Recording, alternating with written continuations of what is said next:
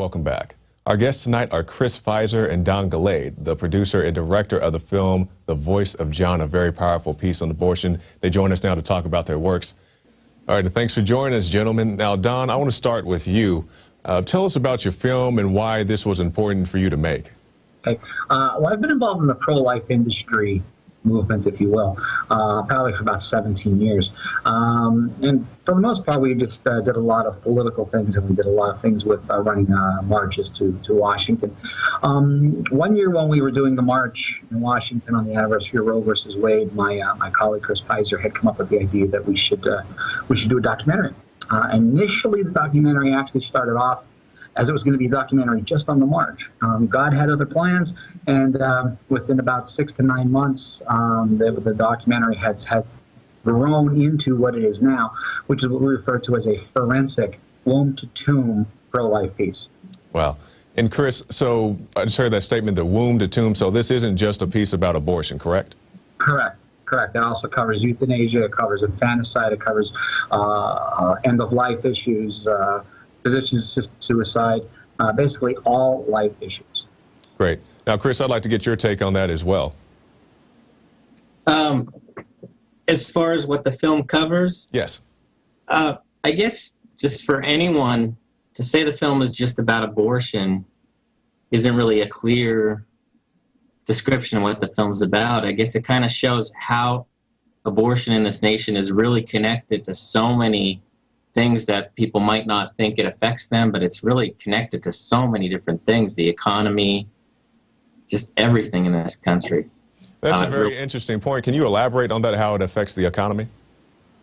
We have an expert on there talking about how Social Security in particular is affected by the abortion rate in this country.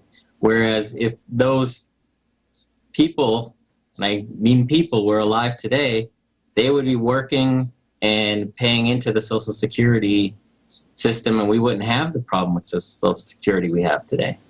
Right. We've actually aborted more people since 1973 than every military conflict that has ever taken place on United States soil. Wow. And that also includes, we could throw in cancer, AIDS, and other tragedies.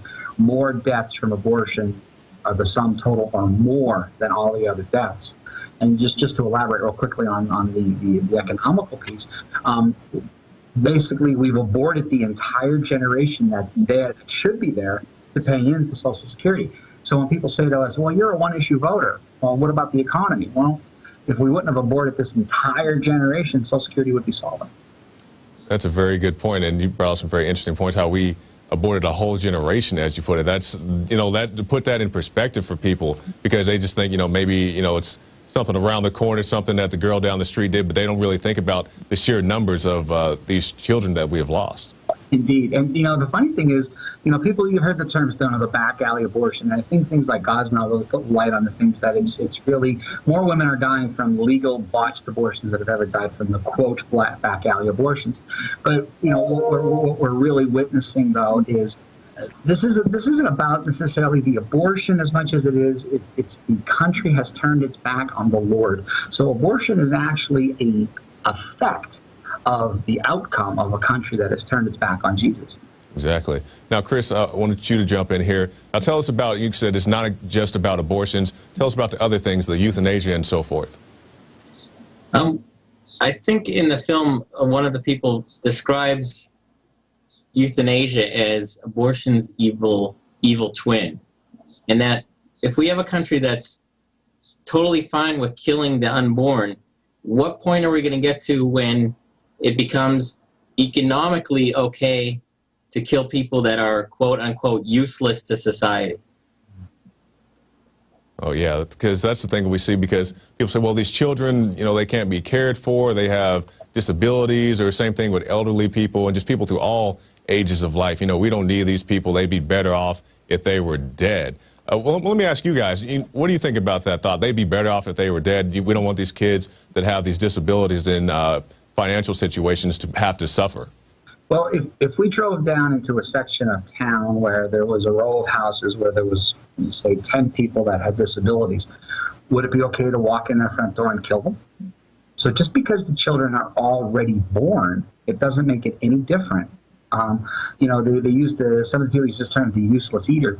You know, when you watch the film Voice of John, you'll see the lives of people. You'll see a family that has a child with a disability, and as they say, it's not my disabled daughter, it's my daughter with a disability. And these particular family, when you see the stories and you see the look in their eyes and just the intense, there's no way you can not just fall in love with these people. And then we see another story about a woman that was actually raped and decided to have the baby, even though she almost died having it. So now you have rape and death and life of the mother rolled into one instance. And then we have another woman that actually owned an abortion clinic in Texas, and she bears all. She tells her sins. She confesses to everything that was done. And this is pre-God's now. So when you see these stories, these are real life people with real issues with that really touch all of these stereotypes that we have. And what we found with this film was it's not just a finger wagging expose, as I often use the term, that it's really meant to be an educational piece. It's meant to be a piece that will show people that through the love of Jesus Christ, we all, there's nothing we could do that could separate us from Christ as long as we know who we are with him. And that's really the ultimate goal. Unlike some of the other films that I've done, we're not saying that, you know, ours is the greatest because there's others that have done this topic, but ours continually points to Christ. Now, you say this is an educational tool. Is there an age range that you think is appropriate to watch this material? Well, yeah, that's a great question. And I think the question has to be individualized with each family. For example, my children have been going to the pro-life march with me since they were each 5, and I have 3 children. And I think there's things that they've seen at the march that are more shocking than we have in this film. So there's no graphic abortion, as many graphic abortion pictures. There's 1 or 2 scenes that are, they're disturbing. We actually draw some similarities to the Holocaust, and quite frankly, I think the Holocaust pictures are more disturbing than any of the abortion pictures that are in there. But as long as the parent has a very, very educated conversation with the child and explains what this is and why it has to end and how we have to end it, then I think it becomes the education piece. Because what happens is a lot of people think, I don't want my kids to see this, it's shocking. Well, guess what? You'll find a woman in this film that owned the abortion clinic. They were doing sex education, teaching kids about intercourse in 3rd grade. Oh, so, yeah, teaching them to masturbate and all kinds of stuff. Indeed. So, like, do you want people like us to talk to your children, or do you want people like that talk to your children? And quite frankly, I think part of the reason we see the statistics with the abortion is because we bury our heads in the sand as Christians, and we say, where is the church in all of this? You know, sure, the church comes out and says we're against abortion, but what are they truly doing? What are they truly doing? In many, many instances, there's women sitting in these pews on a Sunday morning that have had abortions, that are incredibly destroyed inside. Nobody's reaching out to these women to tell them that there are resources, that there are groups, that they're not alone, and that Jesus still loves them no matter what they did in their life. Jesus still loves them.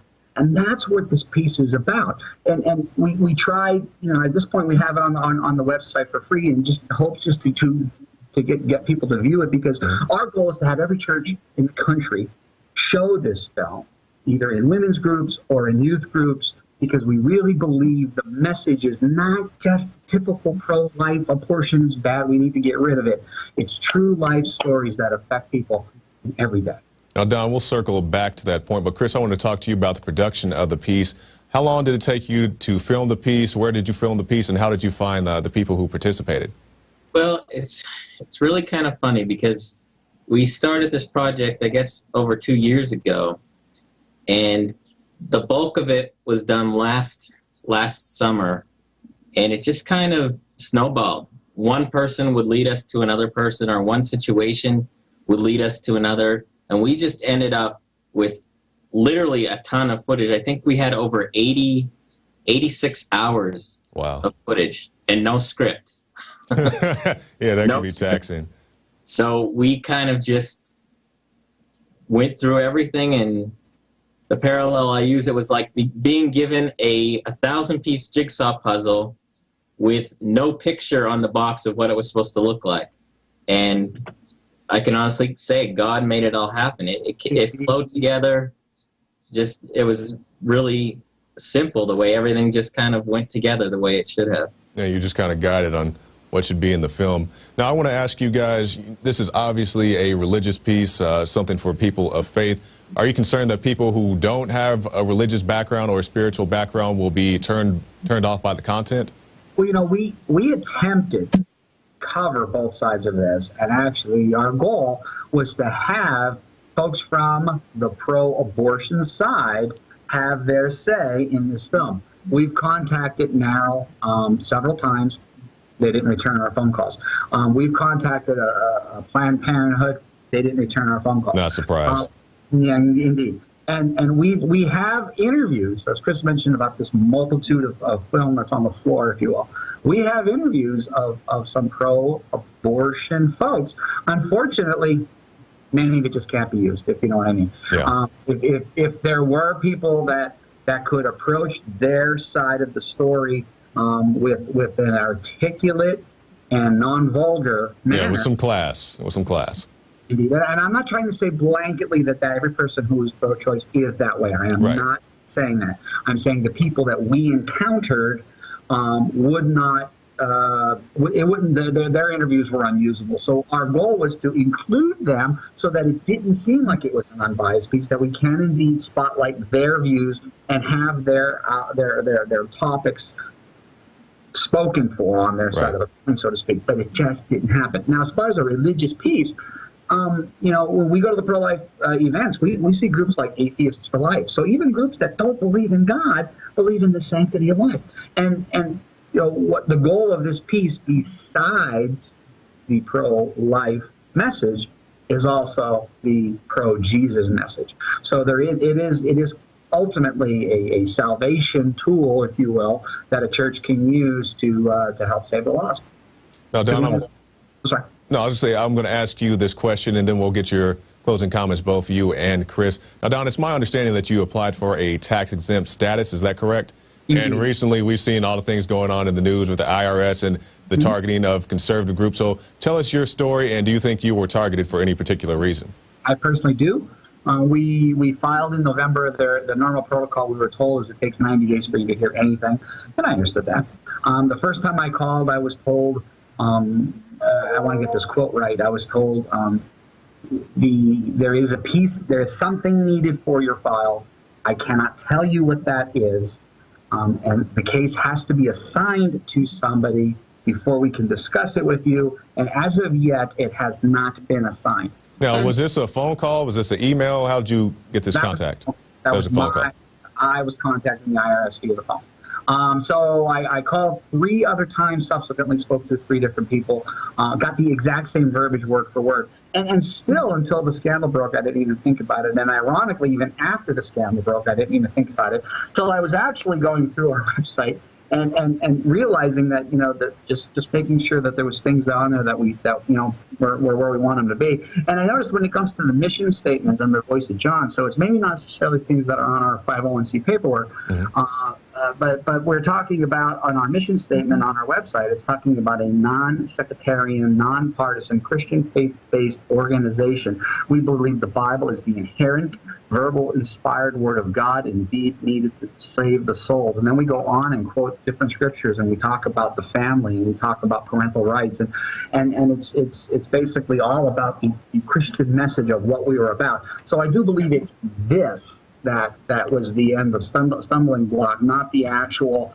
501c paperwork that just says we're a nonprofit organization that produces Christian films. Right. But that indeed is on the 501c paperwork as well. Yeah, we've seen the IRS. What are the content of your prayers? I don't know if you saw that story a little bit recently. Now, Chris, I want to get your closing thoughts, and then we'll finish with Don. Any closing thoughts, Chris? I think basically with this project and upcoming projects we see the underlying theme that as this country moves from a Christian nation to a post-Christian nation, where we seem to be headed. So referring back to when you said, is it a religious film? I wouldn't say quote unquote religious, but, you know, we are stating, you know, our Christian faith, and we firmly believe that as our country turns away from that, it's just obvious where we're headed. All right. Now, Don, can you tell us where you can get the film and also your closing thoughts? Sure. Well, first, just real briefly, we didn't talk about how the film got its name. A woman who's one of our best friends, her name's Maryann Lawhon, who is also the executive producer of this film. In 1977, she stumbled across a botched abortion in a Virginia hospital, and when she told the doctors that she found an abortion, a baby, they said, no, it's an abortion. No, it's a baby. She said, no, it's an abortion. So she held that child until the child died. You're talking about outside of the womb. Outside of the womb, it was left on a dirty utility table in a closet, waiting to die. Film. Pardon? That story's in the first 5 minutes of the film. It's the prelude to the whole film. That's where the voice of John comes from, is because Maryann says, I will name you John, and I will be your voice, and I will tell the world what I saw here today. Ironically enough, this is the 40th anniversary of Roe v. Wade, and for those that know their Bible, 40 is a big number with God. It's a number of completion. People can get this film at voiceofjohn.org. It is currently for the next 30 days. It's going to be free online. All you got to do is click on it and watch it. We encourage everyone to spread that link. Send that link to everyone you know. Let every person be able to see this film. Especially go to your pastors, go to your priests, go to your rabbis. Have them play this film in the church. Have a showing. Everything is on our website on what you need to do to have an effective showing.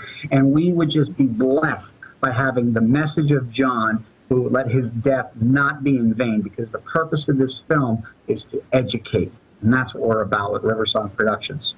All right, Don Galade and Chris Peiser, thank you for your time, gentlemen. Thank you. Thanks so much.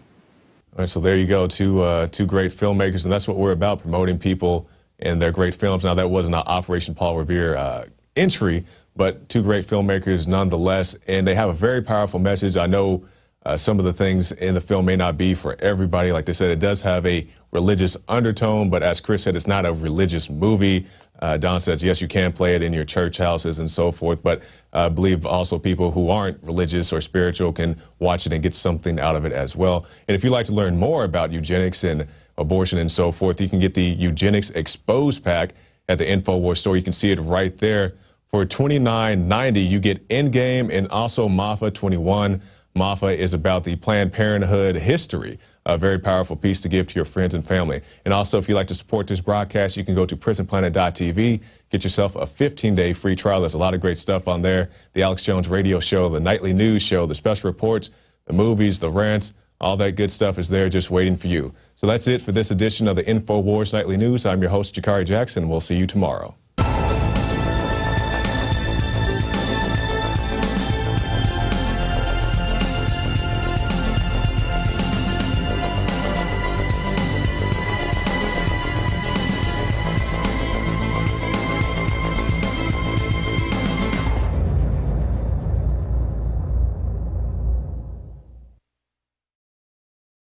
Jakari Jackson here, and I want to talk to you for a second about water.